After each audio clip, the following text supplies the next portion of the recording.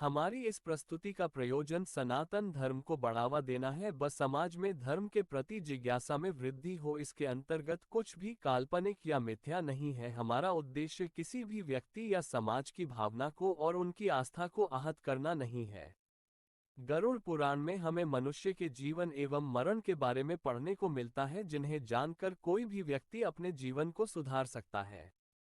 गरुड़ पुराण भाग 3। भाग 2 में आपने जाना कि 13 दिन तक पिंडदान आवश्यक क्यों है और 24 घंटे बाद वह जीव आत्मा उसी घर में वापस क्यों आती है। अगर आपको यह नहीं पता तो आप हमारी प्रस्तुति के भाग 2 को देखें। आज हम आपको बताएंगे कि 13 दिन के बाद यमलोक के मार्ग के लिए प्रस्थान करने वाली आत्मा के साथ क्या क्या घटित होता है और उसके मार्ग में आने वाले 16 नगर कौन कौन से हैं। ये सब हम आपको इस छोटी सी प्रस्तुति में बताएंगे। वीडियो को ध्यान से सुने और चैनल को सब्सक्राइब करें। 13वीं के बाद जीवात्मा एक हाथ लंबा रूप धारण करके यमदूतों के द्वारा महापथ पर लाई जाती है, यानी यमलोक के मार्ग पर चलाई जाती है। जो जीवात्मा पापी होती है उसका यात्रा का रास्ता शीत, तप और नुकीले कांटों वाले और मांस खाने वाले जंतुओं में भरा और अग्नि से पर्याप्त होता है। और जो पुण्य जीवात्मा होती है उसे सब प्रकार के सुखद प्राप्त होते हैं, उनको उस मार्ग में कोई कष्ट नहीं होता। भूख प्यास से व्याकुल उस आत्मा को यमदूत अत्यधिक दंड देते हैं। प्रतिदिन यमदूत उसे 245 योजन चलाते हैं। यमदूतों के पाश से बंधी वह आत्मा अपने घर परिवार से दूर हाय हाय करके विलाप करती है और दिन रात चलकर वह यमलोक पहुंचती है। उस महापथ में पड़ने वाले 16 नगरों में अपने शुभ और अशुभ का भोग करते हुए यमलोक जाती है। उन 16 नगरों के नाम सौम्यपुर, सौरपुर, गंधर्वपुर, शैलगाम, क्रौंचपुर, विचित्र भवन, बहवापतपुर, दुखपुर, नानाग्रतपुर, सुतप्त भवन, रौद्रपुर, पयोवर्षणपुर, शीतादयपुर और बहुभीतिपुर।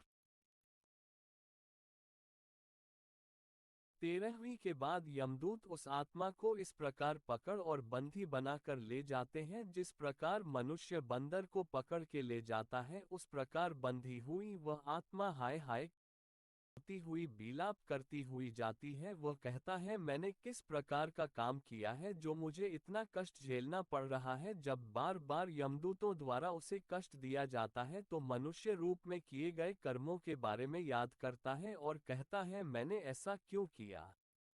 ना मैंने पूजा की, ना मैंने हवन किया, ना आहुति डाली, ना हिमालय की गुफा में जाकर तपस्या की, ना गंगा जल का सेवन किया। मैंने इतना कुकर्म किया है जो आज मुझे उसका फल भोगना पड़ रहा है।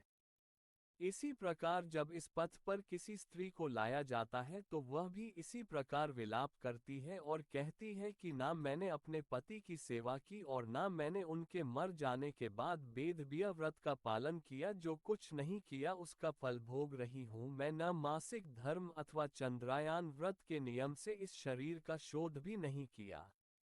स्त्री का शरीर बहुत से दुखों का पात्र होता है। पहले किए पापों से मैंने इसे प्राप्त किया और इसे भी व्यर्थ में गंवा दिया। इस प्रकार जोर जोर से रोती और विलाप करती है।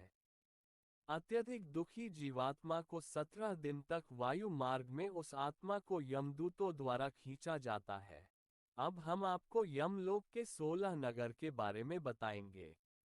18 दिन रात पूरे होने पर वह यमपुरी पहुंचता है। उस नगर में प्रेतों के महान गण रहते हैं। वहां पुष्प भद्रा नदी तथा देखने में अति सुंदर लगने वाला बट वृक्ष है। यमदूत वहां पहुंचकर उस आत्मा को विश्राम करने का समय देते हैं। वहां बैठकर वह आत्मा अपने परिजनों को याद करती है। मार्ग में चलने से थका हुआ एवं भूख और प्यास से व्याकुल वह विलाप करता है।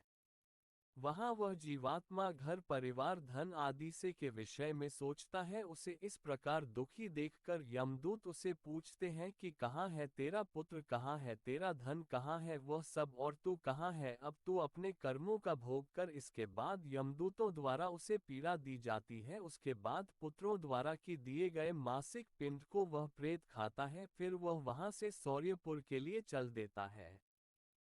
उस नगर में काल रूपधारी जगम नाम का राजा है। उसे देखकर जीवात्मा भयभीत होती है। उसके बाद वह आत्मा वहां विश्राम करती है और उसके श्रद्धा द्वारा किए गए अन्य को भोग करके दिन रात चल के वह नागेंद्र नगर की ओर जाता है। उस पथ पर वह भयंकर वन देखकर रोता है और 2 मास बिताने के बाद नगर में पहुंचता है। यहाँ वह अपने बंधुओं द्वारा दिए गए अन्न को खाता है। उसके बाद यमदूत उसे कष्ट देते हुए आगे की ओर ले जाते हैं।